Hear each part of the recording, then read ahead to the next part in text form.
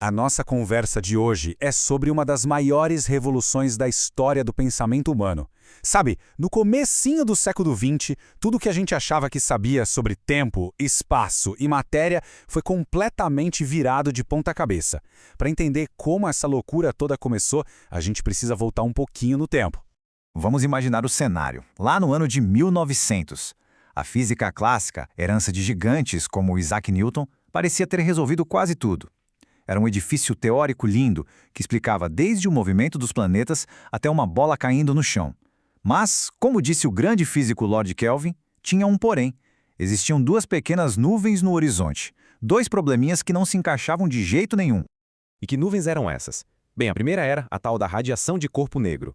De forma bem simples, os cientistas não conseguiam explicar por que objetos quentes brilham com certas cores. As teorias da época davam resultados bizarros.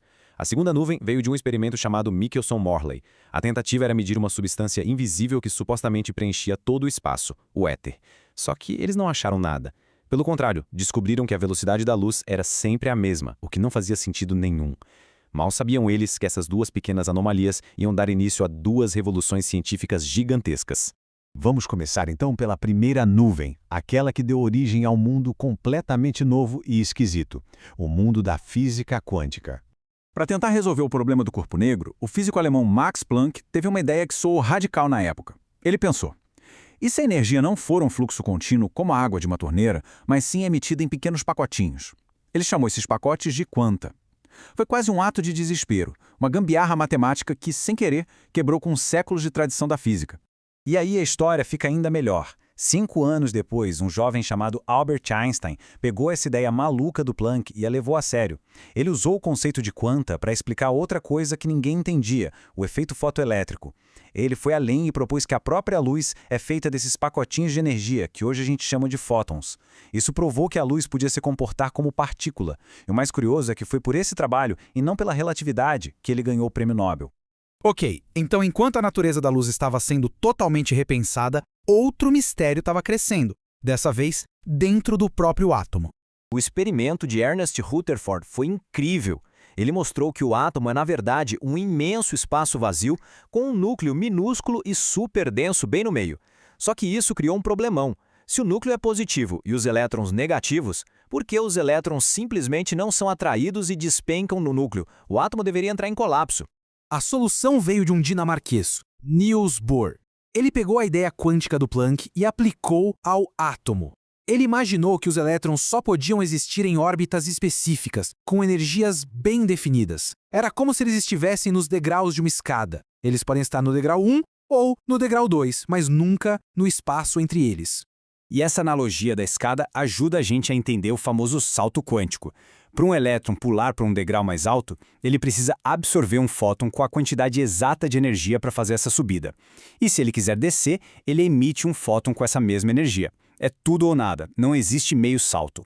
Então, chegamos num ponto que deixou os físicos de cabelo em pé. Dependendo do experimento, a luz se comportava como uma onda. Em outros, se comportava como uma partícula. Mas como assim? Como algo pode ser duas coisas tão diferentes ao mesmo tempo? E foi aí que, em 1924, o físico francês Louis de Broglie veio com uma proposta pra lá de audaciosa. E se essa dualidade não for só da luz? E se for uma regra do universo? Se ondas de luz podem ser partículas, então talvez partículas, como os elétrons, também possam agir como ondas. Essa ideia mudou tudo. A matéria deixou de ser vista como bolinhas de gude sólidas e passou a ser entendida como pacotes de probabilidade. Isso nos leva a uma das ideias mais profundas e desconcertantes de toda a física, o princípio da incerteza de Heisenberg. E olha, isso aqui não é sobre ter um aparelho de medição ruim, é uma regra fundamental da natureza. Existe um limite para o que podemos saber. Quanto mais certeza você tem da posição de uma partícula, menos certeza tem da velocidade dela e vice-versa. O universo, na sua essência, não é previsível como um relógio, ele funciona na base da probabilidade.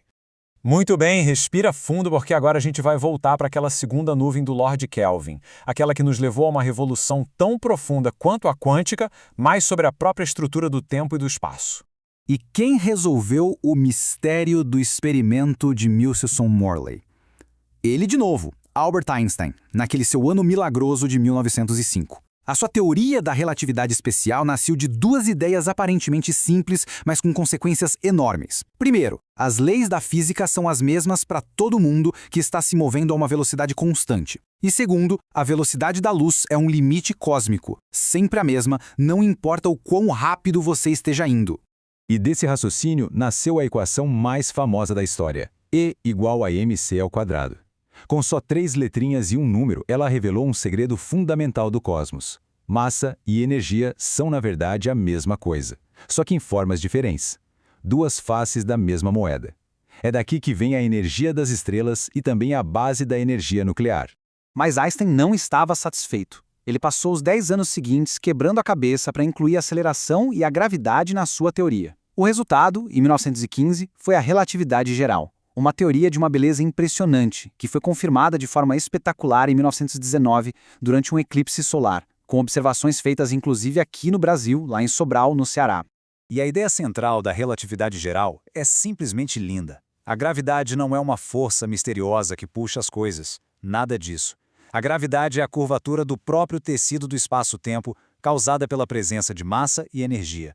Como resumiu o físico John Wheeler, a matéria diz ao espaço como se curvar e o espaço curvado diz à matéria como se mover. Certo. Eu sei que são muitas ideias estranhas e abstratas, mas a pergunta é, por que tudo isso importa hoje? Qual o legado disso tudo pra gente? A resposta é bem direta. Essas duas revoluções, a quântica e a da relatividade, não são só curiosidades de livro. Elas são, literalmente, a base do mundo moderno que a gente vive hoje. Pensa só, os sistemas de GPS no nosso celular precisam das correções da relatividade de Einstein para não darem erros de quilômetros. Toda a eletrônica moderna, dos computadores aos smartphones, só existe por causa da mecânica quântica. Lasers, exames de ressonância magnética e até os painéis solares são aplicações diretas dessas teorias que nasceram há mais de um século. E essa história ainda não acabou. O maior desafio da física hoje é justamente unir essas duas grandes evoluções, encontrar uma teoria da gravidade quântica que consiga descrever tanto o universo imenso das galáxias quanto o mundo minúsculo das partículas. A busca continua, e a grande questão que fica é qual será a próxima revolução que vai nascer daí.